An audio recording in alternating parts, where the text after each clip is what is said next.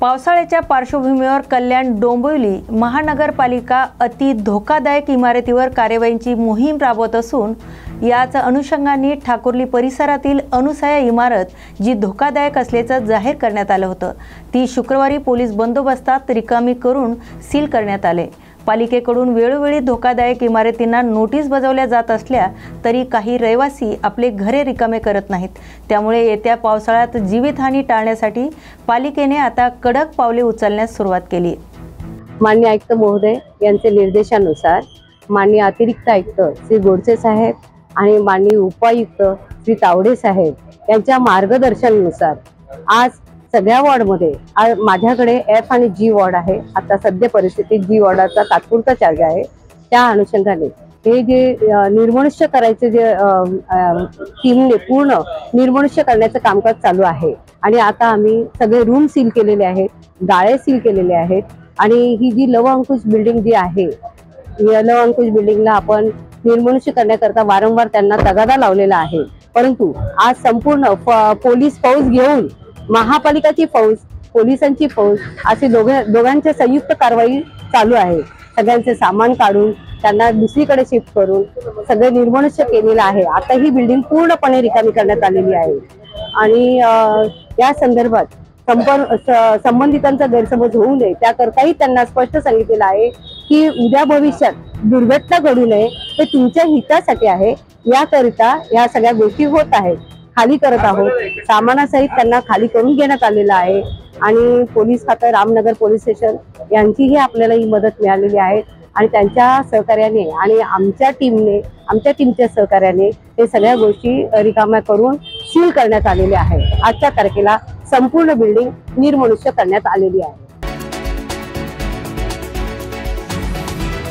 खरीप हंगाम तोंडावर असताना अमरावती नागपूर राष्ट्रीय महामार्गावर वेलकम पॉइंट चौकामध्ये गुजरातच्या अहमदाबादमधून एक ट्रॅव्हल्समध्ये प्रतिबंधित कपासी बियाण्याची तस्करी होत होती। विभागीय कृषी सहसंचालक विभागाच्या भरारी पथकाने ही कारवाई केली असून या ट्रॅव्हल्समध्ये शासन मान्यता नसलेले अनधिकृत SDBT बियाण्याचा एकूण 50 पांढरे कट्टे, प्रति कट्ट्यात 50 पाकिटे प्रमाणे 2500 पाकिटे व प्रिंटिंग केलेले 4 कट्टे या सर्वांची अंदाजित रक्कम 25 लाख असल्याचं सांगलं जात आहे। सदरचा साठा जप्त करण्यात आला आहे।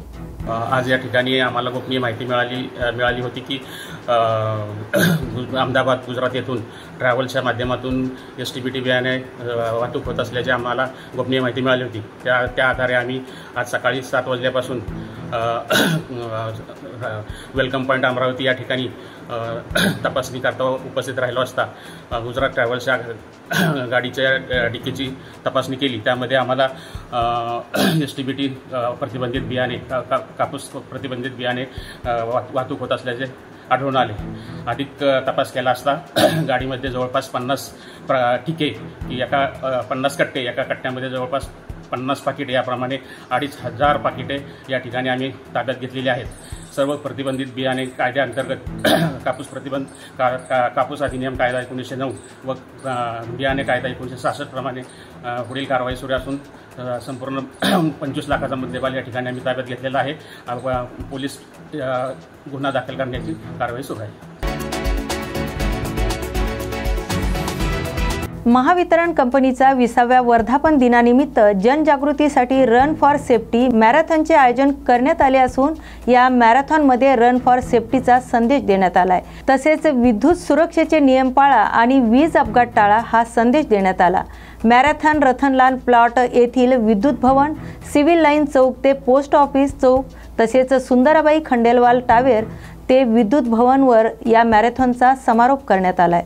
महावितरणतर्फे महावितरणच्या 20व्या वर्धापन दिनानिमित्त सुरक्षा सप्ताह राबवण्यात येत आहे। त्याचं आज उद्घाटन झालं। त्या उद्घाटनामध्ये सुरुवात ही सुरक्षा रॅलीकडून काढण्यात आली। यामध्ये महावितरणचे सगळे अधिकारी कर्मचारी सहभाग झाले। या रॅलीद्वारे आम्ही सगळे आमच्या ग्राहकांना आणि नागरिकांना सुरक्षितता संदेश दिलेला आहे की सुरक्षित पाळा, सुरक्षित साधनं वापरा, सुरक्षिततेची प्रॅक्टिस करा आणि वीज सुरक्षित वापरा, जेणेकरून आपले अपघात शून्य होतील। याचं एकच ध्येय आहे, आपल्या ग्राहकांचे शून्य अपघात होणे आणि ग्राहकांचे जीवनमान उंचावणे आणि ग्राहकाला उतरवतो चांगली सेवा देणे। यामध्ये महावितरणचे सर्व कर्मचारी उपलब्ध झाले। महावितरणच्या मुख्य कार्यालयातून रॅली काढण्यात आली। याच्यात शेकडोंनी सहभागी नोंदवलेला आहे प्रशासनातर्फे सहकार्य मिळाले आणि आम्ही रस्त्यात मिळालेल्या प्रत्येक चौकाचौकातल्या नागरिकांशी संवाद साधून ग्राहकांना आम्ही आवाहन करून जनजागृती केलेली.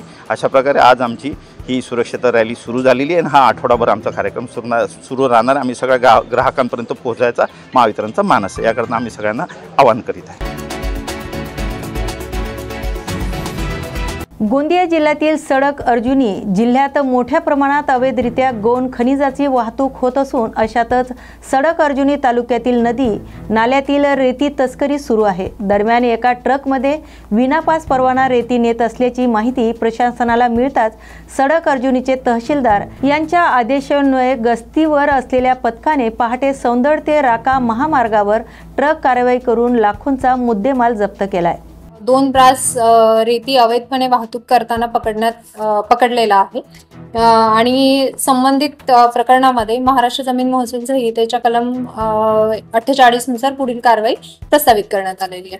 तालुक्यातील अवैध रेती वाहतूक असेल किंवा अवैध गौण खनिज उत्खनन आणि वाहतूक रोखण्यासाठी आपले तहसील स्तरावरती फिरते गस्ती पथक तसेच रात्रीचे फिरते गस्ती पथक कार्यरत आहेत. त्याचप्रमाणे उपविभागीय अधिकारी कार्यालय यांच्या वतीने सुद्धा माननीय उपविभागीय अधिकारी यांच्या मार्गदर्शनाखाली पथक कार्यरत आहेत. आम्ही कटिबद्ध आहोत की तालुक्यामध्ये कोणत्याही प्रकारचं अवैध उत्खनन आणि वाहतूक होणार नाही, यासाठी तालुका प्रशासनाच्या वतीने आणि माननीय उपविभागीय अधिकारी कार्यालय अर्जुनी मोडगाव यांच्याकडून पुरेपूर प्रयत्न आणि प्रतिबंध केला जातो.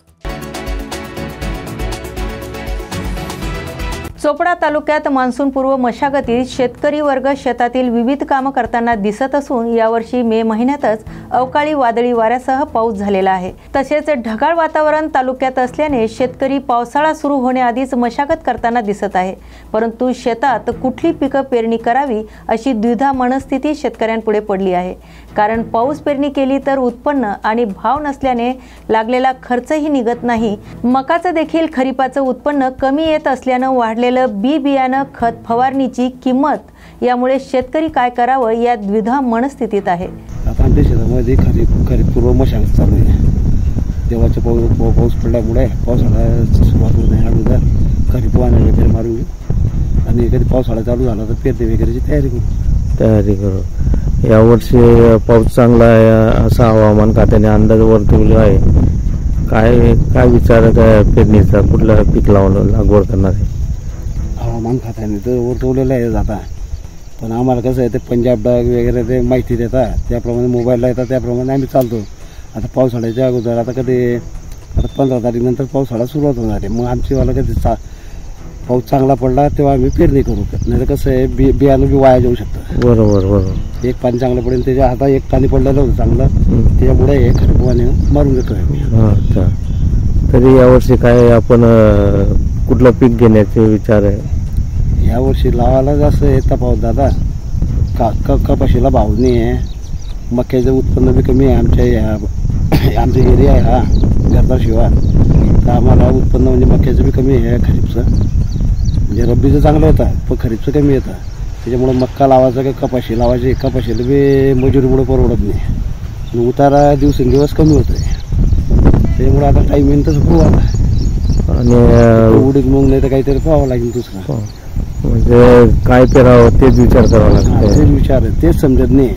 गव्हर्नमेंटच्या किमती त्याच्यामुळे आणि मजुरांचे भाव वाढल्यामुळे समजत नाही काय करावं काय नाही. आणि शेतकऱ्यांच्या मालाला भाव मिळावं नाही. शेतकऱ्यांच्या मालाची आवती होती, फर्टिलायझर, ट्रॅक्टर मजुरी मजूर सगळं वाढलेलं आहे. सगळं शेतकऱ्याच्या मालाला भावच नाही. त्यामुळे काय पेरायचं त्या बियाची नाही शेतकरी.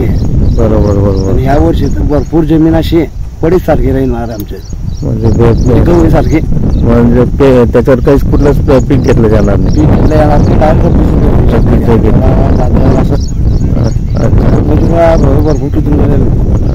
मजूर मिळत नाही. अच्छा. मजुरांची किमती वाढल्या, त्यांची मजुरी वाढून गेली. 200, 300, 400 घ्यायला लागून गेले. आणि वेळेवर वेळेचा बी अभाव, त्यांच्या टायमिंग कमी होऊन गेला. म्हणजे ते 5 वाजेपर्यंत काम करायचं, ते आता 2 वाजेपर्यंत, 2 वाजेचे आता 10 वाजेशी पडायला पाहतात घरी. अच्छा. शेतकऱ्याला तर शेवटी काय नाही लागे कोणत्या गोष्टीचं. अशाच नवनवीन आणि ताज्या बातम्या पाहण्यासाठी पाहत राहा न्यूज मराठी 24/7. नवा भारत, नवा विचार.